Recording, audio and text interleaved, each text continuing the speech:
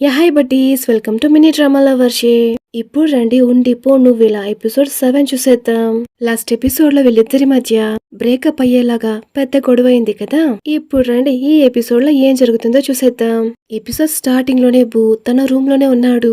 ఇప్పటికే చాలా లేట్ అయిపోయింది, నువ్వు రూమ్ కి వస్తున్నావా లేదా?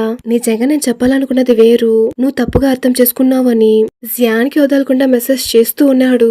బయటకు వచ్చి చూస్తాడు, బయట జియాన్ లేదు. ఇప్పుడు బూ లోపలికి వెళ్ళిపోగానే జియాన్ అక్కడే బూకి కనిపించకుండా నిల్చో ఉన్నాడు. ఇప్పుడు మళ్ళీ బూ రూమ్ కి వెళ్లి నీకు రేపు టైం ఉంటే మనం రేపు కలుద్దామని నేను నీకోసం వెయిట్ చేస్తూ ఉంటాను అని మెసేజ్ చేస్తాడు. ఈ మెసేజ్ ని ఇక్కడ మన జియాన్ దాక్కుని చూస్తూ ఉన్నాడు.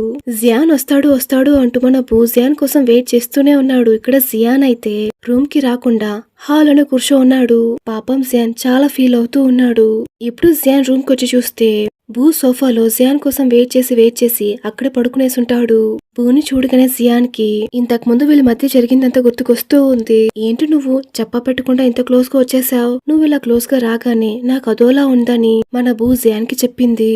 ఇంకో రోజు మన జియాన్ నువ్వు నన్ను త్వరగా రమ్మని బలవంత పెడుతూ ఉన్నావు, ఎందుకు నువ్వు నన్ను అంతలా మిస్ అయ్యావా అని అడిగింది. అప్పుడు మన బూ తాగుతున్న జ్యూస్ ని అలానే ఊన్ చేసింది. ఇదంతా మన జియాన్ కి గుర్తుకొస్తూ ఉంది.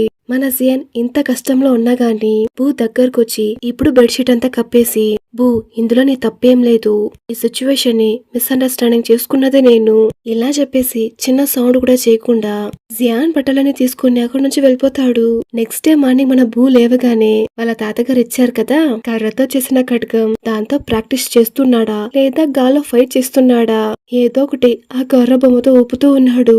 ఆత్మలు మాట్లాడుకోవడం మన బూకి వినిపించినట్టు ప్రాక్టీస్ చేస్తూ ఉన్నాడు. వీళ్ళిద్దరూ నాకు తెలిసి బ్రేకప్ చేసుకున్నట్టున్నారు.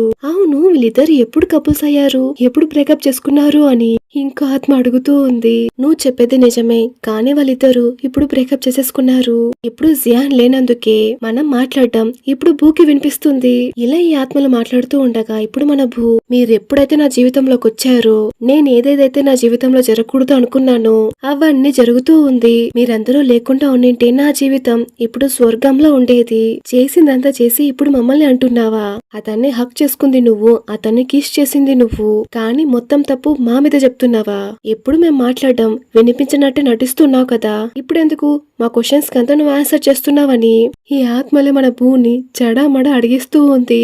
ఇప్పుడు సీన్ ఇక్కడే కట్ చేసి ఇప్పుడు బూని చూడటానికి అక్క కాలేజ్ కి వచ్చారు. ఇప్పుడు బూ అక్క మీరెందుకు వచ్చారు? మన చుట్టాలు మన కోసం చాలా ఫుడ్ ని మన కోసం ఇచ్చారు, నేను ఒక్కదానే తినలేను కదా, అందుకే నీ కోసం తీసుకొచ్చాను అని చెప్తుంది. దానికి బూ అక్కడుండే బ్రాంచెస్ లో వెళ్లి దాక్కుంటాడు.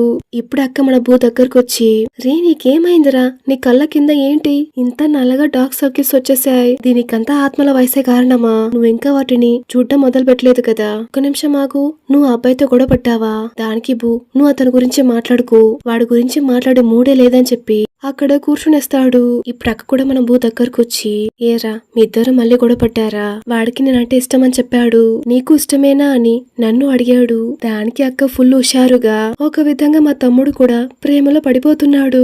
రే నిజంగా సూపర్ రా, నువ్వేం ఆన్సర్ చేసావు? దానికి బూ లేదని చెప్పేశాను. ఇలా బూ చెప్పగానే ఇక్కడ అక్కకైతే ఫుల్ టెన్షన్ అయిపోయి రే ఎందుకు వద్దని చెప్పేశావు? ఒకవేళ నీకు లవ్ చేయడం ఎలానో తెలీదా, లేదంటే నీకు లవ్ ని ఎలా ఎక్స్ప్రెస్ చేయాలో తెలీదా? అక్క నేను నిజంగానే ఒక మూర్ఖుడిని, దీని తర్వాత నేనేం చెయ్యాలో కూడా నాకు అస్సలు తెలీదు, ఎందుకంటే నేను ఒక పిరికివాడిని, వాడు నా దగ్గర అంత సిన్సియర్ గా ఉన్నాడు, కానీ నేను అలా లేతే నేను వాడితో క్లోజ్ గా ఉండడానికి కారణమే ఆత్మల వాయిస్ నాకు వినిపించకూడదు అని నా రిలేషన్షిప్ యొక్క ఫేక్ అక్క, ఏదో నా స్వార్థం కోసం నేను అతనితో ఉంటున్నాను, కానీ నేనేమంత మోసగాడిని కాదు, మేమిద్దరం రిలేషన్షిప్ లో ఉన్నామా అని క్లారిఫై చేసుకోవడం కోసం వాడు నా దగ్గర అడిగాడు, కానీ నేనే సరిగ్గా ఆన్సర్ చేయలేదు. దానికి అక్క ఎందుకురా ఒక విషయాన్ని తలుచుకొని ఇలా బాధపడుతున్నావు, ఒకవేళ వాడు నీకు నచ్చాడు అంటే వాడి దగ్గరే వెళ్ళి డైరెక్ట్ గా చెప్పేసి, నీకు నచ్చలేదన్నా ఓకే, అతను ఒక టూల్ గా యూజ్ చేసుకో. దానికి బూ టక్కని లేచి అలా నేనెలా చేయగలను?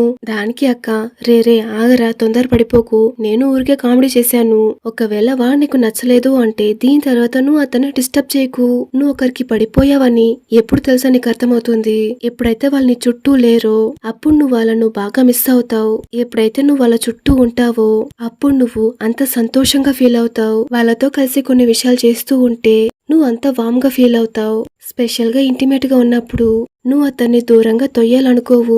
నీ హార్ట్ అంతా వేగంగా కొట్టుకుంటుంది. అది ఎప్పుడు ఏదో ఒక దాన్ని ఎక్స్పెక్ట్ చేస్తూనే ఉంటుంది. ఇలా అక్క చాలా ఫీల్ అయి మాట్లాడుతూ ఉంటే ఇప్పుడు బూ అక్క దగ్గరకు వచ్చి, అక్క నువ్వు చెప్తుంది చూస్తుంటే ఇంతకు ముందు నువ్వు ఎవరినైనా లవ్ చేసావా? ఎప్పుడు గుడిలోనే ఉంటా, ఇవన్నీ నీకెలా తెలుసు?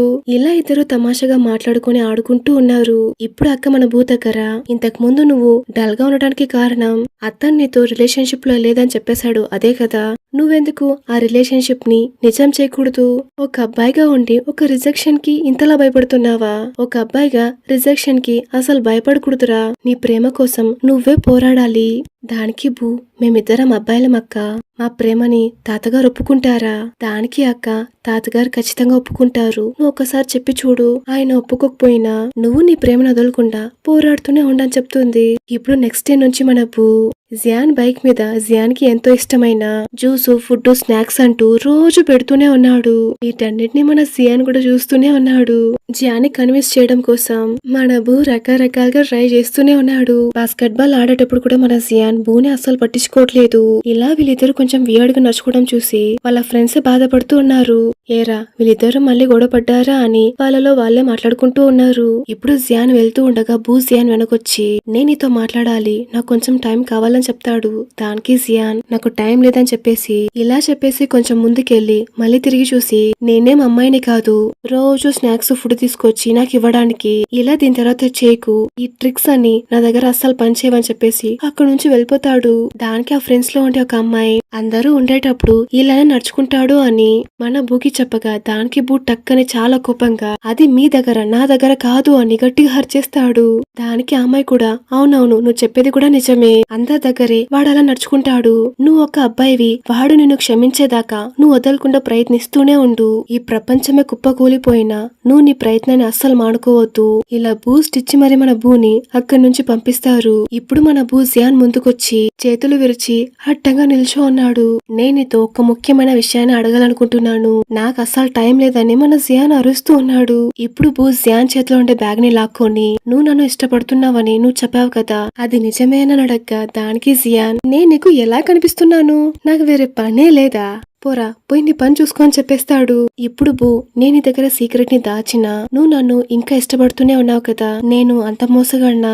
దానికి జియాన్ చాలా కోపంగా, నాకు నువ్వు నచ్చావన్న విషయాన్ని నేను నీకు స్ట్రైట్ గా చెప్పేశాను. ఇలా చెప్పేసి మన జియాన్ వెళ్తూ ఉంటే ఇప్పుడు బూ అక్కడికి వేగంగా వచ్చి మన జియాన్ లిప్స్ మీద కిస్ చేసేస్తాడు. ఈసారి మన బూ కళ్ళు మూసుకొని ఉన్నాడు. మన జియానే చాలా ఆశ్చర్యంగా మన బూని చూస్తూ ఉన్నాడు. నువ్వు చెప్పినట్టే కొన్ని విషయాలను మనం చెప్పి ఎక్స్ప్లెయిన్ చేయలేము, అప్పుడప్పుడు ఇలాంటి యాక్షన్స్ కూడా పనికొస్తుంది అని నువ్వు దీని గురించి బాగా ఆలోచించి చూడు. ఒకరు ఇంకొకరిని ఎందుకు కిస్ చేస్తారు, ఏమై ఉంటుంది? ఇలా చెప్పేసి మన బూ నవ్వుతూ ఉండగా ఇప్పుడు మన జియాన్ కూడా అర్థమయ్యి మన బూని చూసి మన జియాన్ కూడా నవ్వుతూ ఉన్నాడు. తర్వాత ఇప్పుడు మన జియాన్ వెళ్ళి మన బూకి అంత ప్యాషనేటెడ్ గా, అంత రొమాంటిక్ గా కిస్ చేస్తూ ఉన్నాడు. నెక్స్ట్ వీళ్ళిద్దరు రూమ్ లో పడుకున్నారు. ఫస్ట్ మన జియాన్ మేల్కుంటాడు. లేవగానే తను ప్రేమించిన వాడు తన కళ్ళ ముందే ఉన్నాడని తలుచుకొని వెళ్లి మన బూ ఫోర్ హెడ్ మీద కిస్ చేస్తాడు. అలానే కొద్ది కొద్దిగా మన జియాన్ మన బూని కిస్ చేస్తూనే ఉన్నాడు. ఫైనలీ వాళ్ళిద్దరు ఒక్కటైపోయారు. నాకు కూడా ఒక బాయ్ ఫ్రెండ్ ఉంటే చాలా బాగుండేది, నా చేయి పట్టుకోవడానికి ఎవరైనా ఉంటే ఇంకా బాగుండేది, దీని తర్వాత మనకి ఇంకెవరు హెల్ప్ చేయరంటూ ఆత్మలన్నీ ఘోషిస్తున్నాయి. ఈ సిరీస్ లో వచ్చి ఆత్మలన్నీ చాలా ఫన్నీగా ఉన్నాయి. ఇప్పుడు ఈ సీన్ ఇక్కడే కట్ చేసి ఇప్పుడు ఇద్దరు కలిసి లైబ్రరీలో చదువుకుంటూ ఉన్నారు. మన జియాన్ మాత్రమే చదువుతున్నాడు. ఇక్కడ మన బూ అయితే ఆ బుక్ మీదే తూగి పడుతూ ఉన్నాడు. ఇలా బూ తూగుతూ ఉన్నాడు కదా, ఇదే విధంగానే నేను కూడా వీడియో ఎడిట్ చేస్తున్నప్పుడు తూగుతూ ఉంటాను. నైట్ అంతా మేల్కొని రికార్డ్ చేస్తానా, డేలో మన బూ లాగా తూగి పడుతూ ఉంటాను. సరే ఇప్పుడు జియాన్ మన బూని తూగి పడుతూ ఉంటే చేత్తో పట్టుకొని రే లేవరని చెప్తాడు. దానికి మన బూ, ఎప్పుడు చదువుతామనే బుక్ తీసినా నాకు అప్పుడే నిద్ర వచ్చేస్తుంది. దానికి జియాన్, ఏరా ఎగ్జామ్ లో ఫెయిల్ అయిపోతామని కొంచెం కూడా భయమే లేదా, ఒకవేళ నువ్వు నాతో పాటు కలిసి గ్రాడ్యుయేట్ కాకపోతే ఏం చేస్తావు? ఇలా మన జియాన్ అడగగానే తెరవలేని స్థితిలో ఉన్న వాడి కళ్ళను కూడా చేత్తో బలవంతంగా తీసి చాలా కష్టంగా మన భూ చదువుతూ ఉన్నాడు. ఈ సీన్ లో మన భూ చాలా ఫన్నీగా ఉంటాడు. ఇప్పుడు మన జియాన్ కి కంటిన్యూస్ గా మెసేజ్ల మీద మెసేజ్లు వస్తూ ఉంది. మన జియాన్ కి వాళ్ళ ప్రొఫెసరే, ఏరా నీకు లా ఇంటర్న్షిప్ వద్దా, ఒకే ఒకటి మాత్రమే ఉంది, దానికి నువ్వు వర్తరా, నీకు కావాలా వద్దని అడగ్గా దానికి మన జియాన్ ఒక్కసారి భూని చూసి నాకు వద్దని చెప్పి రిప్లై ఇచ్చేస్తాడు. ఎవరికైనా ఇచ్చేసేయండి అని చెప్పేస్తాడు. రేపు నువ్వు ఫ్రీగా ఉంటే ఒక కేసు గురించి డిస్కస్ చేయాలని చెప్తాడు. దానికి మన జియాన్ కూడా నాకు మెయిల్ చేయండి అని చెప్పి రిప్లై చేస్తాడు. నెక్స్ట్ డే మన భూ బాస్కెట్ బాల్ ఆడడానికి కోర్టుకొస్తాడు. అక్కడ చూస్తే వీడికంటే ముందు అందరూ కలిసి ప్యాక్ చేసుకుని వెళ్తూ ఉన్నారు. ఏంటి అందరూ అప్పుడే వెళ్ళిపోతున్నారు, గేమ్ ప్రాక్టీస్ చేయరా అని చెప్పి మన భూ అడగ్గా దానికి ఒక్కొక్కరు ఒక రీజన్ చెప్తూ ఉన్నారు. ఇలా చెప్పేసి అక్కడి నుంచి వెళ్ళిపోతారు. చూస్తుంటే వీళ్ళందరూ కావాలనే వెళ్తున్నట్టు అనిపిస్తూ ఉంది. చూద్దాం ఏమవుతుందో. ఇప్పుడు కొద్దిసేపు మన భూ కూడా గేమ్ ఆడి బోర్ కొట్టేసి ఒక ప్లేస్ లోచి కూర్చొని ఆలోచిస్తూ ఉన్నాడు. జియాన్ నా చుట్టూ లేకపోతే ఎందుకు నేను ఇంతలా బోర్ గా ఫీల్ అవుతున్నాను. డామ్ కొచ్చిన వాడి రూమ్ కి వెళ్లకుండా హాల్లోనే కూర్చొని గేమ్ ఆడుతూ ఉన్నాడు. ఆ గేమ్ కూడా బోర్ కొట్టేసినట్టుంది. ఇప్పుడు టీవీ ఆన్ చేస్తాడు. ఆ టీవీలో ఒక షో నడుస్తూ ఉంది. ఎలాంటి రిలేషన్షిప్ లో అయినా దాగడు మూతులు ఉండకూడదు, ఇలా డ్రామాలో చెప్తూ ఉంటే స్వయంగా మన జియాన్ బూలు మాట్లాడుకుంటున్నట్టే మన బూకి అనిపిస్తూ ఉంది. ఇలా మన బూ ఫీల్ అవుతూ ఉండగా అక్కడికి మన జియాన్ వచ్చేస్తాడు. ఇలా జియాన్ రాగానే మన బూ ఒక్కసారిగా భయపడిపోతాడు. ఏంటి భయపడ్డావా, నన్ను ఫాలో అవుతూ నా వెనకే రా అని చెప్పేసి మన జియాన్ అక్కడి నుంచి వెళ్ళిపోతాడు. మన బూ కూడా జియాన్ వెనకే వస్తే మన జియాన్ కిచెన్ కి పిలుచుకొచ్చాడు. ఇప్పుడు కిచెన్ కి వచ్చాక అక్కడుండే ఫుడ్ ని చూసి మన బూ నువ్వు బర్త్డే టైప్ మనిషి అని నేను అస్సలు ఎక్స్పెక్ట్ చేయలేదు. దానికి జియాన్ కూడా నేనేం బర్త్డే టైప్ మనిషిని కాదు, కానీ నీ కోసం నేను అన్నీ చేస్తానని చెప్తాడు. ఇప్పుడు బూ నువ్వేనా ఈ ప్లేస్ అంతా క్లీన్ చేసింది. దానికి జియాన్ కూడా అవును, మన ఇద్దరిని ఎవరు డిస్టర్బ్ చేయకూడదని దీనంతా క్లియర్ చేశానని చెప్తాడు. సరే ఈ నూడిల్స్ ని తినని చెప్పేసి బౌల్ ని తీసి మన జియాన్ బూకి ఇస్తాడు. మన బూ కూడా జియాన్ ని చూస్తూనే ఆ నూడిల్స్ ని తింటాడు. అలానే జియాన్ కి కూడా తినిపిస్తాడు. ఇప్పుడు జియాన్ వాడి పాకెట్ లో నుంచి ఒక బ్లాక్ క్లాత్ ని తీసి చూపిస్తాడు. దీన్ని చూడగానే మన బూ అయితే వాడి చేతిని కట్టేలా ముందుకు చాచి ఇలాంటి చిన్న చిన్న విషయాలకు కూడా నీకు ఇంట్రెస్ట్ ఉంటుందని నేను అస్సలు ఎక్స్పెక్ట్ చేయలేదు అని ఒకలాగా సిగ్గుపడుతూ చెప్తూ ఉన్నాడు. దాన్ని చూసి జియాన్ నవ్వుతూనే ఏరా నువ్వు ఇంత డర్టీ మైండ్ అని నేను అస్సలు ఎక్స్పెక్ట్ చేయలేదు, ఇలా చెప్పేసి వాడి నెత్తి మీద ఒక్కటిచ్చి ఇప్పుడు ఆ క్లాత్ తో మన జియాన్ బూకి కళ్ళకు గంతులు కడతాడు. ఈ సీన్ తో ఈ ఎపిసోడ్ ఇక్కడికే ముగుస్తుంది. దీని తర్వాత మన జియాన్ మన బూకి ఏం సర్ప్రైజ్ చేస్తాడు, కళ్ళకు గంతులు ఎందుకు కట్టాడు, ఇవన్నీ మనం నెక్స్ట్ ఎపిసోడ్ లో చూసేద్దాం. ఈ ఎపిసోడ్ మీకు ఎలా అనిపించిందో కామెంట్ సెక్షన్ లో చెప్పేయండి.